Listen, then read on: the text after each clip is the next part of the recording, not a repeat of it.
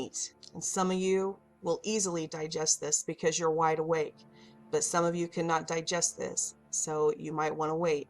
So I'm just going to start by talking about petrification. What petrification is: the process by which organic matter exposed to minerals over a long period of time is turned into stone. An organic object that has been turned to stone.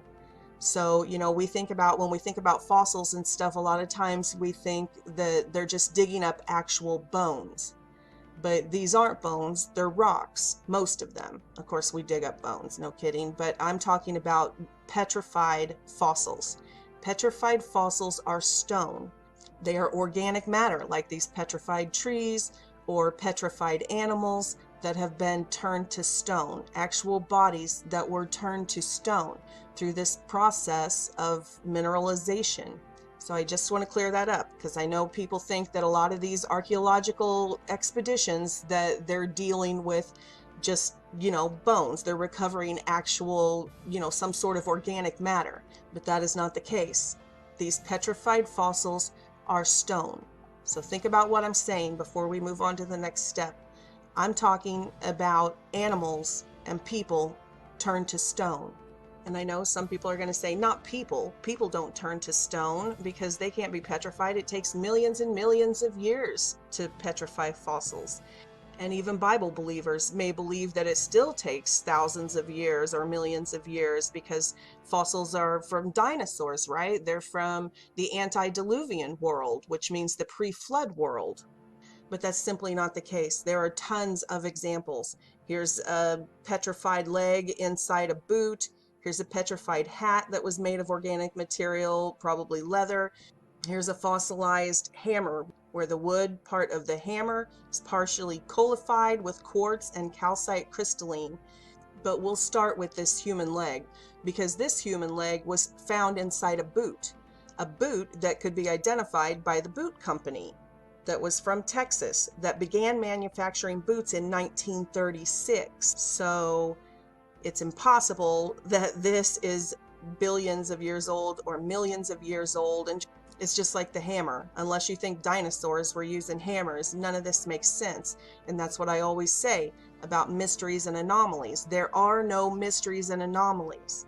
The truth is right in front of our faces. When you say the word anomaly, that means evidence to the contrary. So if something doesn't fit the narrative, the official narrative, if something doesn't fit the official version, the official theory that they're shoving down our throats in the re-education camps, then it's not an anomaly because it doesn't fit. It's evidence that the theory is incorrect, because science incorporates all data to come up with a theory, a hypothesis. You can't just take data that doesn't fit your theory and go, oh, that's an anomaly, it's a mystery. No, it's evidence. It's evidence and it's science that proves that this paradigm we have been taught that we are living in is inaccurate. Like here, this fossilized hat, they make a little quip. Is this a caveman's hard hat? No, of course not. This is a modern hat, and yet it is petrified. It is made of stone now. Likewise, this human leg that was found inside this boot, obviously the rest of the body is broken off through erosion and is probably in pieces all around that we just perceive as rocks. But this boot has been through CAT scans and MRIs and has been tested, and all of it, there is a complete human foot and part of a leg in here, and now it is limestone. It is just a rock, but it is a petrified fossil. So the CAT scans and stuff were performed at Harris Methodist Hospital in Bedford, Texas on July 24th of 1997. This gives all of the technicians' names and all of this information. I'll put the links below, so that this is in a museum. All of the scans are in the museum, the foot and leg and the boot, all of it. It's in the museum, so you can go see it for yourself. I'll put all those links below. And here's another one. Here is a finger, a fossilized human finger that has been found. They have dissected it. It has also been replaced with limestone. They have done all of the CAT scans, x-rays, MRIs on it in Oklahoma. All of this information, again, will be below in the links. Now, I specifically bring up this finger because it looks like a stone. Stones that we see all around us all the time. Smooth stones. And this will lead to some research that I'm going to get into here in a minute with a gentleman who calls things no-toes. He calls stones no-toes, and that's because these digits, once they're petrified, they break off. He deals a lot with the petrified fossils of human feet and hands and things like that that are unrecognizable to us because the digits break off so easily. So again, you can see, this could, if you didn't know what you were looking for, you could see how this could be mistaken for just an oval stone.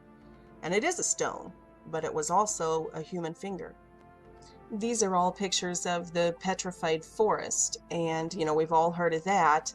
We don't talk much about petrified humans or petrified animals, but we do talk about the petrified forest quite a bit. So let's look at a couple of these pictures. And again, some of these are monstrous, absolutely monstrous in size. So, at first glance, this looks like some strange rock formation, but of course now we know these were giant trees, and you see all these little stones around it from the erosion and little pieces being broken off and stuff over decades and centuries and millennia. So we have all of these smaller stones that are part of the landscape, and we just assume those are rocks, like rocks just always were rocks. But those, even though they don't look like trees because they're broken into little pieces, those are all little pieces of these trees from this petrified forest that have been broken and scattered over all the centuries and millennia. And there are petrified forests everywhere, not just in America. Here's one picture of a petrified forest, and you can see the types of stone. So when we see petrification, there's all different types of stone. Things turn into all different types of stone, not just limestone. It just depends on the conditions, the water levels, the amount of time, what type of sediment and minerals were in the sediment around that covered these things. So you can see these petrified trees look much different than the ones in Arizona. So let's look at this one. So we just say, oh, here's this mysterious rock sitting here in the middle of nowhere. But what if this stone, what if this was something petrified? Not a tree, but organic matter that petrified. I mean, look at it. It looks similar to a sphinx. Now, I know that might be a stretch, but I just wanted to kind of slowly bring you into what I'm about to tell you. The Great Awakening is here. But the Great Awakening is about far, far more than just politics and QAnon and the cabal and all of that. I just wanted to put this picture of these dinosaur bones up so you guys can keep this in mind as you start viewing these pictures I'm about to show you. Because some of these quote-unquote rocks are enormous, and it's hard to wrap your mind around it. And although the Vatican and the Smithsonian have secreted away much of the evidence and have created this false narrative to explain what these things are that we see with our own eyes, at least I think we can all agree at this point that they did exist, that dinosaurs did exist, that giant creatures once inhabited this place we call Earth. The Bible calls it the antediluvian age, the pre-flood era, the first Earth age. And I bring that up not to be religious, because the presence of water is key. Water, pressure, temperature, weight, enormous amounts of sediment covering these creatures all at once, suddenly. Things like that are very important to understand the fossilization process, the petrification process, and that it does not take millions or billions of years. And water is also important because the presence of water completely messes up our entire carbon dating process. So anyway, let's get to it. Let's get started. Let's look at some of these pictures, and hopefully you'll see that the entire Earth is covered, just sprinkled over every continent, these quote-unquote rocks that look exactly like huge animals and creatures. And we just climb on them and walk around them and go to the beach and take our picture with them. And the scientists tell us, isn't that odd? What a coincidence. Look what nature does. The geology just somehow naturally forms all of these stones all around us. Everywhere we look, all around us, we see skulls and faces and feet and hands and animals and everything else in the rocks all around us, and we're just told to ignore it. Don't look around you. If you look around you, isn't it amazing that geology just naturally makes it look like the ground and the rocks are made up of creatures. But I'm here to show you guys that geology was once biology.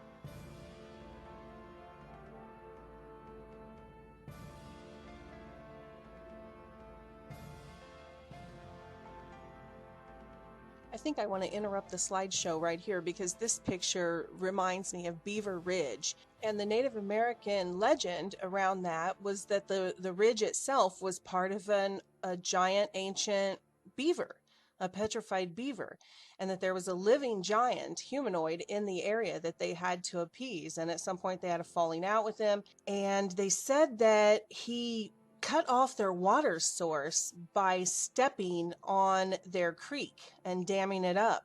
Now, in our modern paradigm, that seems impossible. It must just be mythology or legend. But they said it really happened in ancient times. And so I thought that was interesting in light of these things that we see, like giant petrified beavers and lakes shaped like giant footprints. Now, before we go on to the next level, I want to stop and touch on the science behind this, the CAT scans, the MRIs, the DNA tests, all of the geology work and the anatomy work that is being done in this field, because a lot of people will say, oh, they're just rocks, like we're just wild-eyed, conspiracy theorists that don't study science, and there's nothing further from the truth. This is being suppressed. This evidence has been, Roger took this to Yale University and other places. It's being actively suppressed, but there is science behind it. So I'm just going to show a couple of quick clips from Roger at Mud Fossils University, and he will talk about how the mud fossils line up with anatomy, the geology compared to anatomy, and all of the things with veins being veins. When we find veins in these stone, that they're actually veins and things like that. Now, I know this is elementary. This is Mud Fossils 101, and a lot of people think I'm moving too slow, but I'm trying to create a tool to reason with people that have never been exposed to this type of thing. There's a huge communication gap, and you can't just like blast people in the face with this out of the blue and expect them to understand, because in their paradigm, they're living in a totally different world. So although I had to start way at the beginning and talk about petrification and all of these things, if you've studied this for a long time, then please forgive that and understand that this is a tool. And hopefully for those of you who are seeing this for the first time, this will help build a foundation so that you can receive it. Because, sometimes you have to offer people a sip of water on their journey, and you can't just take a fire hose and blast them in the face. You have to give it to them where they can digest it. So hopefully that's what I'm doing. And for those of you who have studied this a long time, I'm sorry that it seems to be going slow. This is just scratching the surface on the research and the images. So the go-to guys on that would be Roger at Mud Fossils University. That you can find him on YouTube, Facebook, anything like that. Age of Disclosure has a ton of images and good work, and Dictionary of Truth is doing some fantastic work right now. So check all of them out. You can find them on YouTube. So we haven't even gotten to any of the really interesting or shocking stuff yet, but let's touch on some of the science so we'll clear up some of the questions before we tackle this deeper stuff. So these next few clips are from Roger Spur of Mud Fossils University. All right, anybody that's ever paid attention to the mud fossils knows that I talk about the veins and the arteries all the time. Now, your artery will come down with fresh red blood, and it has oxygen in it. And it pumps it down, pumps it down, pumps it down, and it goes through all these little blood vessels, and it comes out the other side of the vein and gets sucked back up goes back up to get more oxygen. And that is, and you see this side goes, like they canned them up here. See, there's two that get pumped in, and there's two that come back. There's two that get pumped in, and there's two that come back. Now, you see all these little tiny dots out here? That's the ends. That's where they stop. And there's a whole bunch of little tiny holes, and they go across. And here's what does happen. At the very end, this is a distal phalanges fingertip, exactly like you have here, only it's been deteriorated. And I have another one here that is not deteriorated. These are from giants, and it's just what they are. Now, and this one was the same thing. It didn't blow out at the end like this one did. This one is more deteriorated, and it blew out from, you see those two sides there? You see? That's the that is the arterial side. It blows out because the arteries don't have any clamps, and it tries to push the blood, and they blow out there and out the end. It's the same exact thing as you see here. Now the other side, the vein side, doesn't, because that's being slurped back up to the heart, and they close off here. See the clamp? They clamp off here. See right there. And the other one is up here. Same as they have here, exactly identical, no difference. Now, you see that black thing right there? That's what's called a distal phalanges bone, the tip of the bone. And that is right in the tip of your finger. That's what it is. Now, and that's the pattern that it makes when the bone bleeds out. And that's called, it's a ferrous oxide that bleeds out through stuff, just like this is bleeding out. This is ferrous oxide to iron. It bleeds out through the tissues in the wood, same as it bleeds out in the tissues in this. And this is a mud fossil kidney, and you can see all of the same articulations. You see these boom, boom, boom, boom, boom, boom. They have the exact same things, but you can't see them as well. See them? Boom, boom, boom, boom. Same things. It's in the mud fossils. They are so far superior to the to what they're using for anatomical models. It's amazing. Anyway, let me show you some other stuff. Okay, this is an opalized heart, and these are the little heartstrings of the heart and all the different ventricle walls and everything. Now, you see all these different colors. You see that blue extends all the way around there?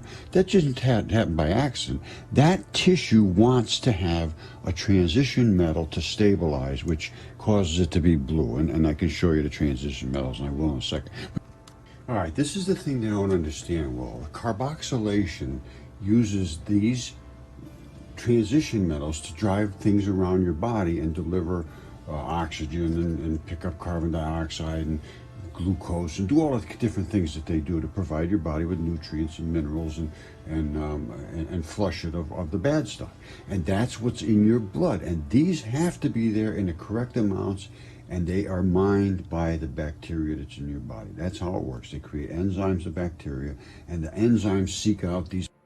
So anyway, I don't have time to put all of his research right here, but he goes on to explain all about transition metals and the ion colors and how we get these veins, literal veins of amethyst, veins of gold, veins of silver, how these transition metals actually settle out during this petrification process and this mineralization process and all of this, and it produces all of these colors that we see in the stones around us. And we mine them. We mine these stones and we act like we even call them veins. Oh, it's a vein of gold. They found a huge vein of gold, veins of silver, you know. Obviously, part of our subconscious remembers this because we call them veins, and they are literal veins. You see that? That's from the transition metals that are in some of these specimens that I'm testing. We're running through with the microscopes, and this is what we're seeing inside it. Now there's blood. The black is the vein blood. The red is the arterial blood. That's the blood supply. And then you have your transition metals. And there's gold in here. There's gold, and there's all kinds of different. It's called electrum. And that's what we're finding in these, in certain areas. I mean, you don't see them everywhere. Called it the grip skin.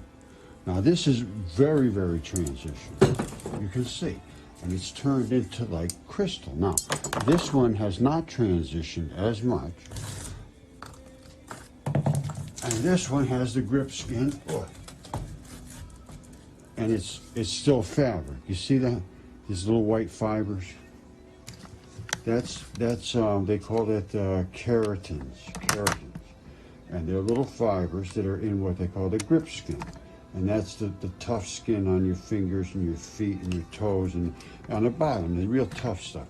And this one here has it as well, but you can barely see it. You see, there's a pot. By the way, everybody asks about the DNA report, and it's right here.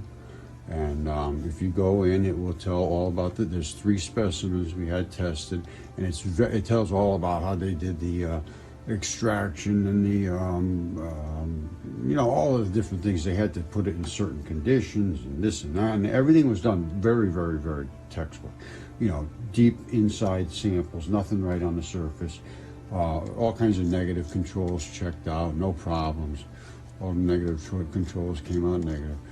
And it goes down and on and on and on and on and on. So that's what we got as far as that goes. Now, then on, I have a lab report. When I talked to the lab here too. Base pairs normally. Right, usually 100 to 200 tops, because the DNA is so fragmented because of just the, you know, the degradation. This is a couple of years ago. The years and, you know, wear and tear and things like that. Yeah. But I was able Now this to, is the big toe I'm going to show it a bit. On that paper that That's the a group one. had success with, and that seemed like the best option. And they, you know, are a Another one. mitochondrial DNA primer that will essentially amplify all types of vertebrates. That's a so, lung. you know, not just human, but any kind of vertebrate life form. Some meat. And That's so a they're rock though. sort of a universal type of fit for Tendon. these samples, because we don't know obviously what the samples consist of. So Bone. the sequence that came back, it was roughly, Bone. for each of these fragments about 100 base pairs. Matched them up in the database. It's another deteriorated and they matched bone. with the human mitochondrial. There's 2 regions Toe. of the mitochondria. One is called the D, like the letter D is in dog, the D loop And then the other one, I believe, is for cytochrome B Finger. gene. The mitochondria has several different genes that it consists of, but Finger. these primers were specific for those areas of the mitochondrial genome. So, yeah, so considering where we, started a couple months ago, that's, those are nice results to have. Yeah, that's kind of amazing. In the PCR. That was the lab. Now that's a lung right there. You see that? That's the pleura, they call it, of the lung. The ancients used to call it tunica. It wraps your lung, and then you get down into the lobes of the lung. See how it's already red down there. It's just they're everywhere, and they're just not.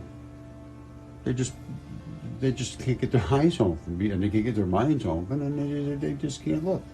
So they just ignore it because they're afraid of the result. And the result is going to be kind of devastating for them because they won't pay any attention to this. That just shows how closed their minds are. So it's up to them. It's up to you. Have a nice day.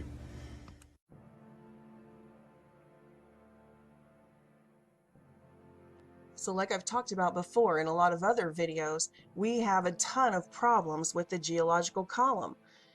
We have built error upon error upon error, or maybe deception upon deception and lie upon lie, to get to this place where we have a total misconception of world history and a total misconception of geology. At its core, what the rocks actually are, what the earth is actually made of. Starting with the geological column, they use circular thinking. So they have titled all of the layers of sediment and all of the layers of rock as different ages in the geological column, and they date those layers by the organisms found in them. And then they date the organisms by the layer that they were found in. So that's circular thinking. That's not science. You can't say, oh, I know how old this organism is because it was found in this layer, and then say, oh, but I only know how old that layer is because of this organism I found in it. It's illogical. But we don't have free thought. We're just given a chart. Everybody who goes through the re-education camps are just given this chart and this picture, and it's ingrained in their mind, and this is what it is. But it's not science. There's just one tiny example of that type of thing when we're talking about stalagmites and stalactites. Some geology textbooks tell us that stalagmites and stalactites form at a rate of 1,000 years per cubic inch. Think about that. 1,000 years to get 1 inch. So then they use that false supposition to say, oh, we can date what these caves are and how long this, that, and the other. And it's all fake. None of it's true, because right here is evidence. This is in Vincennes, Indiana. Here are tons of stalagmites and stalactites that are found in a building that is only 40 years old. So in this basement, here's an 11-foot column. There are 5 columns that are 11 feet tall. And no, they did not form over, I don't know how many inches is that, an 11 feet times 1,000 years per inch. No, this is only a 40-year-old building, and this is in its basement, and these columns formed. Again, all of the pictures and all of this information will be in the links below. But my point is, much of what we've been taught in geology is completely false. It's just supposition that has been disproven over and over again. So with this as a basis, now I want to go on and talk about what I'm really here to talk about.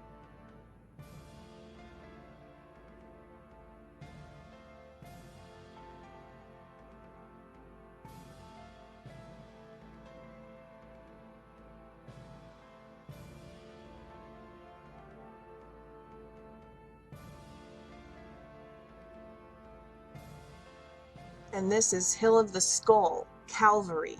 This is what the Bible records. The Bible records it as the Hill of the Skull, Calvary, where Christ was crucified. Here are just a couple of those Bible verses. Matthew 27:33, they came to a place called Golgotha, which means the place of the skull. And then Luke 23:27 through 33, the actual verse is Luke 23:33. And that's all the way down here at the bottom. And this is all about all the people following Jesus and mourning and wailing for him as they were getting ready to kill him. And then the very last verse down here in 33, when they came to a place called the Skull, they crucified him there along with the criminals, one on his right side and the other on his left. In the book of Enoch, chapter 7, he records that there were giants in the world 3,000 ells tall. 3,000 ells tall. Okay, so if you translate that, a lot of people, because that's just too much, they're like, okay, that's too much. There must be some mistranslation. So they dumb it down, and they're like, they come up with other ways, and they rationalize, and they're like, okay, it's just 450 feet, as if that's better, a 450-foot person. But if we just take it literally, like we're meant to take all of the scriptures literally, an ell is an Old English measurement equivalent to 45 inches.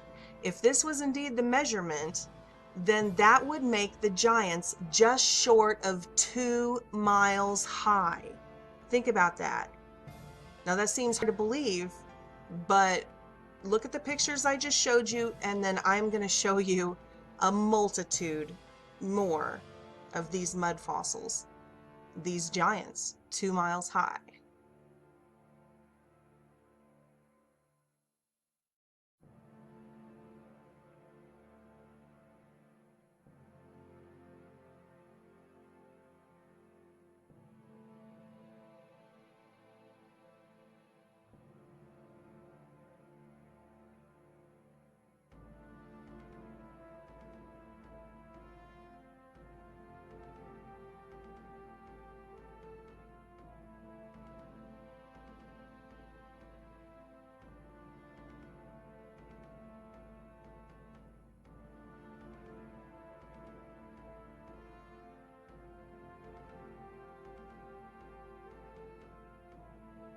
Enoch is referenced in the Bible repeatedly, and it's stated that he was one of the greatest men that ever walked the earth, closer to God than any other man. In fact, it's said that he didn't see death, that he didn't bodily die, that when his mission was completed, God took him up.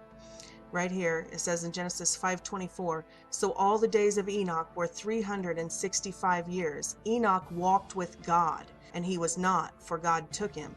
And Methuselah lived 187 years and became the father of Lamech.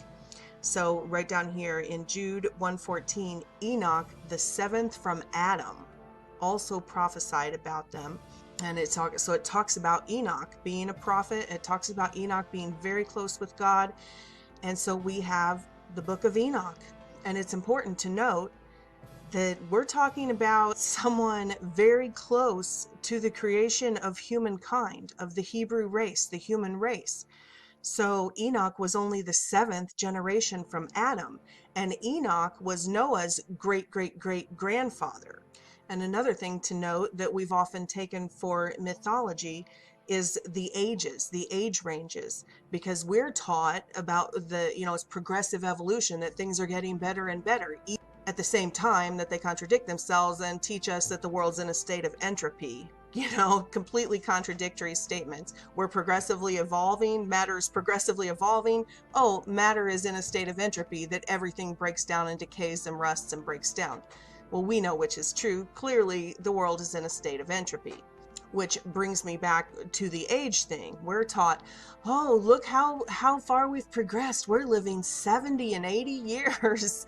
No, we are fallen. The human gene pool is contaminated, and it's just like us. Everybody's in a state of progeria, which is that disease that causes advanced aging, very rapid aging, and that's what's happening to us. But back in the beginning, the Bible records that lifespans were 800, 900, 1,000 years, and it was very common, like this, 300, 400 years.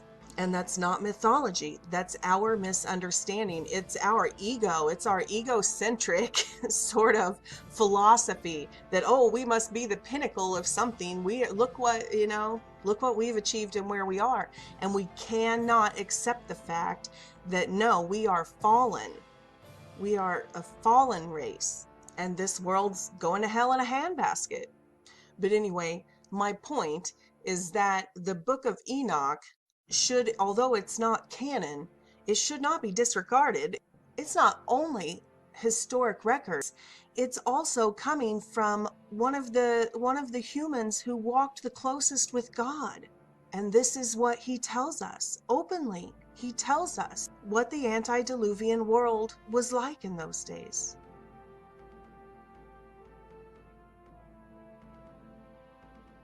And all we have to do to confirm it is look around.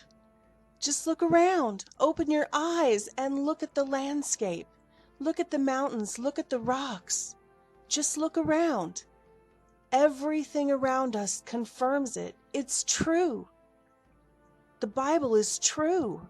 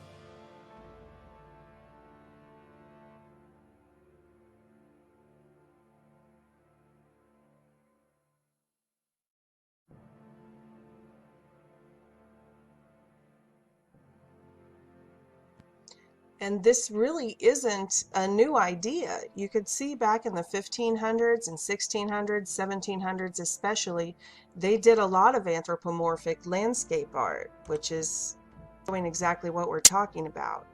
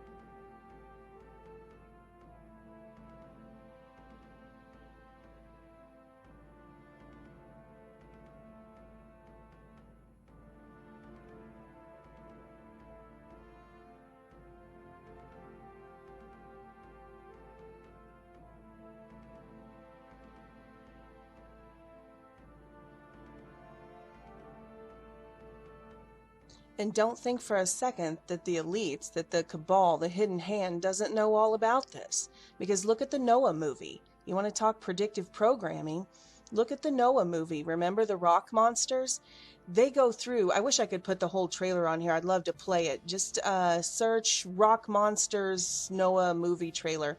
And it tells the whole story. It talks about them coming to earth as light beings, beings of light, but God got upset with them, and so they were fallen and they were bound in these rock in the mineral kingdom, and God, no matter how much they begged him, wouldn't let them out, and just all of this kind of stuff that we talk about, the fallen angels coming and all of this antediluvian world that is recorded in the records of every culture on planet Earth. And apparently, even though we know that the Vatican secreted away all of the historical records they could during the Crusades and all of that, and the Smithsonian has done the same, obviously the mystery schools have passed this knowledge down to, through these secret societies, because here we have this Noah movie, and when it came out, most Christians were like, what on earth is that? That's not biblical. Where would they have ever gotten that? But in light of what we're talking about here today, clearly they know something we don't know. Clearly they have retained this knowledge from ancient times, and they have passed it down through their mystery schools. But of course, in the Noah movie, they flipped it around like they always do to make it backwards, and they made these watchers, the 200 watchers in Enoch were the fallen angels, but they made the watchers here, these rock monsters, out to be these poor good guys, and that it was the evil humans who had ruined the earth. Remember, Noah was pondering, should he even try to save his family, because it was all the evil humans that needed to be wiped off the earth. But the watchers, the monsters, they were good.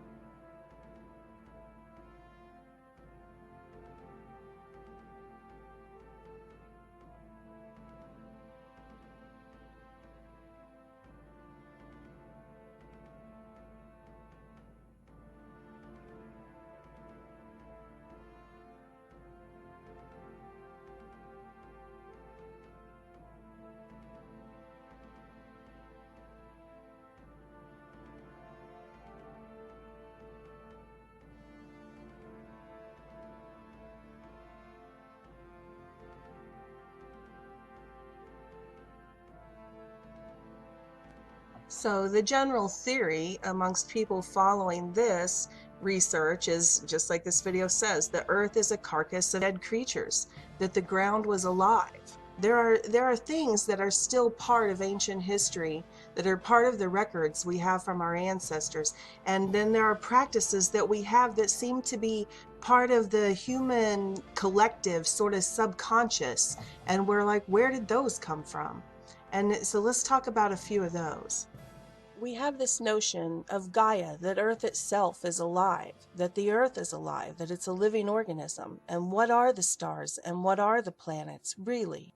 And Roger seems to agree. He goes so far to suggest in some of his work that large swaths of land can be identified as things like fallopian tubes, and he can watch, mitochondrial DNA and things like that found in the land of the Earth itself. And many of the flat earth researchers, they find as they research that out and they go down that rabbit hole, they come out at those ancient records, the ancient records that say the earth is some sort of being, usually a tortoise, and that the earth isn't a globe, that it's an animal or some sort of living creature. And then if we realize that these transition metals in the body can give us these beautifully colored stones and veins of silver and gold and things like that, it makes you wonder, is it a coincidence that this New Age movement, this occult movement, has taught their followers to take pieces of these fallen ones, to take stones, and they always use crystals and stones in their meditation, and they tune into those frequencies of those bodies, of those fallen ones, which goes back to the same warnings of the ancient biblical times, which is one of God's top 10. It's in the 10 Commandments, not to worship these idols. It was always talking about, the Bible's always talking about these gods of stone, these idols and gods of stone, and that they're dead and gone. Don't worship them, these idols of stone. And it's like, why? Yeah, it's like, what's the big deal? Who believes a stone is anything? But in light of what we're talking about here, it makes sense. And to see that tradition carried on in the New Age movement, that they use these stones. They use these stones for their meditation. They worship with these stones.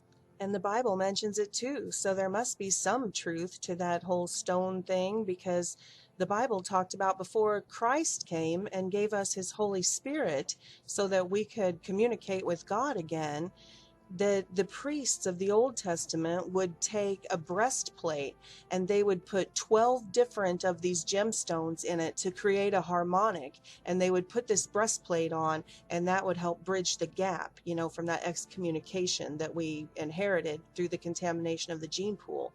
That's what they used before Christ came. So there's some truth to this frequency thing that is going on with the gemstones. There's so much more I'd love to touch on, but this video is getting really long, so I'm just going to kind of close out with my personal testimony of why my spirit bears witness with this theory.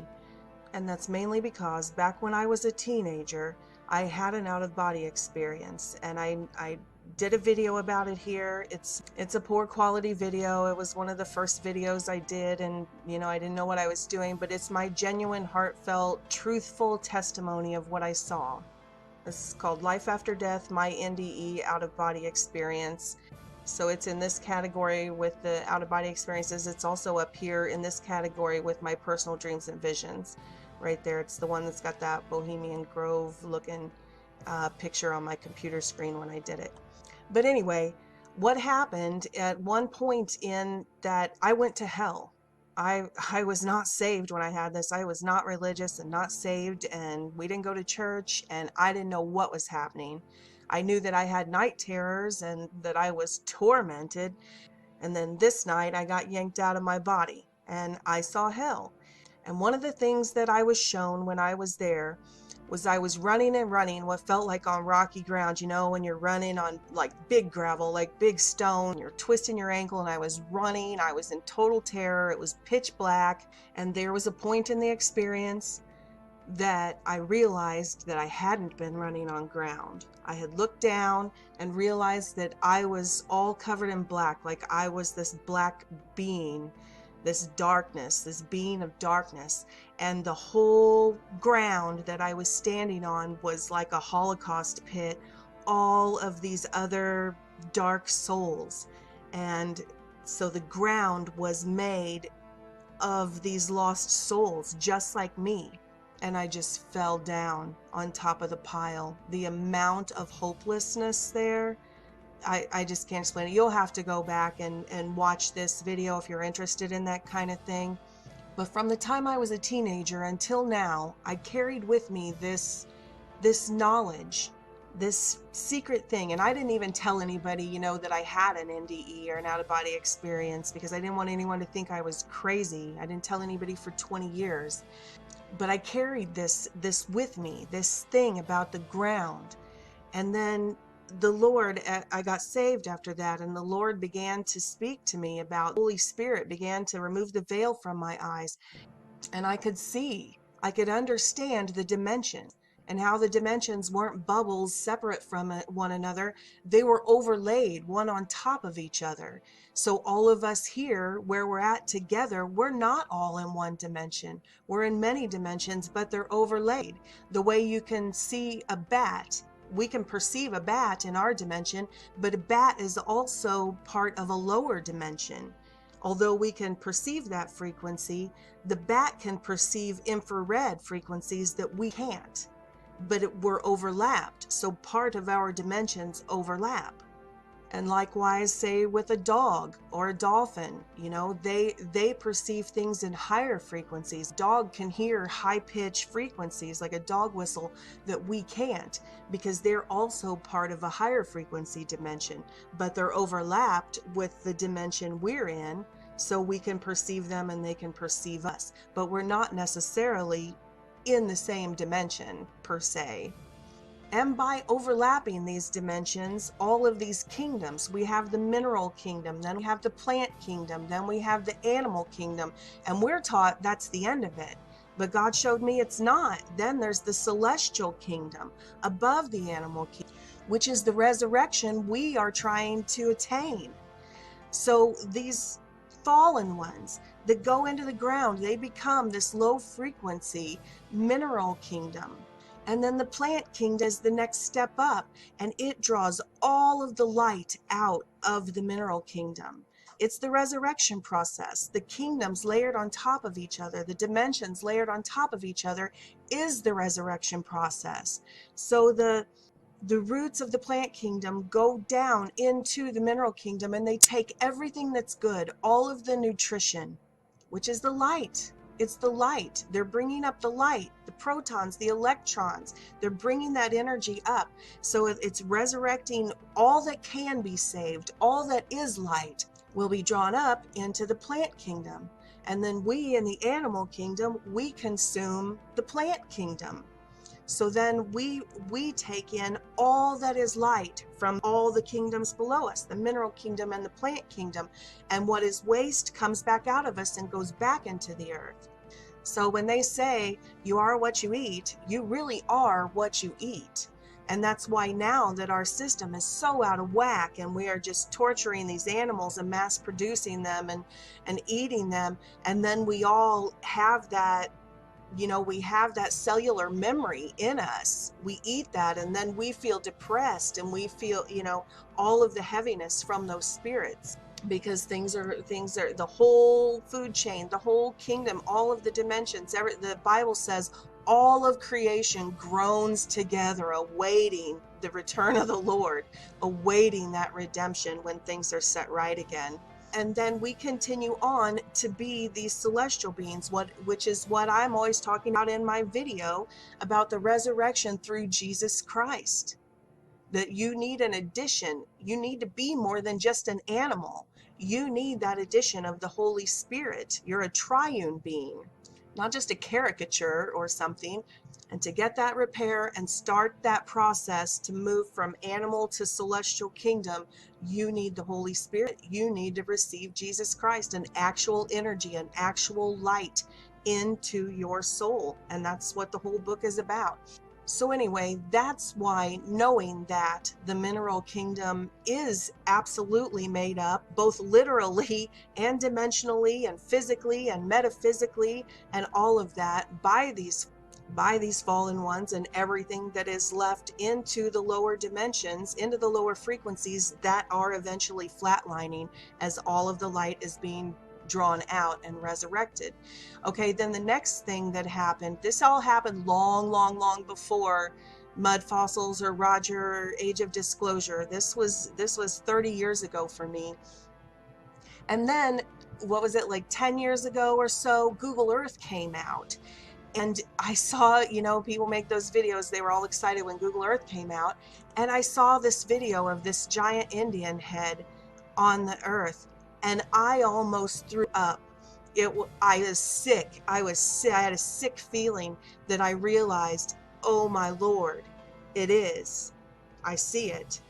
And I had this revelation of what I'm telling you right now. So praise God that after all of this time, now there is a movement and there are people researching this and putting their life's energy towards revealing this. And I am 100% behind them You know, we all make mistakes. I don't even agree with everything I've probably said on my videos if I went back. I've grown so much in the last 10 years. And, you know, I may not agree with every single thing that's on on all of their videos, but they're on to something. They're on to something, folks. And we need to listen to them and we need to learn from them. And also the flat earth movement. We need to listen to them. If you look at their research, they are on to something. Now, this is not a flat earth video, but I'm telling you, this earth, this place where we live, is most certainly not what they have told us it is. So let's pull together, let's pool our resources, let's put all our puzzle pieces on the table, and let's do this. Let's do this for Jesus Christ. Let's have this great awakening. Let's do it. Let's have the revelation of Jesus Christ, the revelation of the truth in our lifetime. I love you guys. God bless you.